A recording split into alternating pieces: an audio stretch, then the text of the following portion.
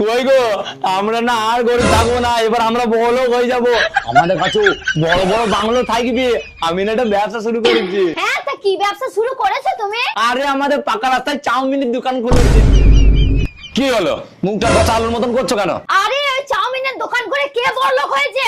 ওই কথা বলনি, আমার বন্ধু ফুচকা বিক্রি করে দুখানা বাংলো কিনে ফেললো 2 মাসের মধ্যে। আরে আমি বলতে চাইছি ব্যবসা এমন শুরু করো যেন ভিআইপি ভিআইপি ভাব লাগে, যেমন গাড়ির শোরুম। তুমি শুধু ভাবো তোমার 5খানা গাড়ির শোরুম বলতে আমার কত ভালো লাগবে যে আমার স্বামীর 5খানা গাড়ির শোরুম আছে। তারপরেই তো তুমি হবা আসল বড়লোক। তোমার গাড়ি কেরম গন্ধ বেরোচ্ছে, বেরিয়ে যাও আমার বাড়িতে। আরে তুমি এটা কি বলছো? আমি ঠিকই বলছি, তুমি জানো না বড় লোকের সঙ্গে কিভাবে কথা বলতে হয় ছোট লোক? আরে আমার তো মনে হচ্ছে তুমি একটু বেশি ভেবে ফেলেছো। আমি একটু পরে আসছি। হ্যাঁ, যা যা যা। আর আসার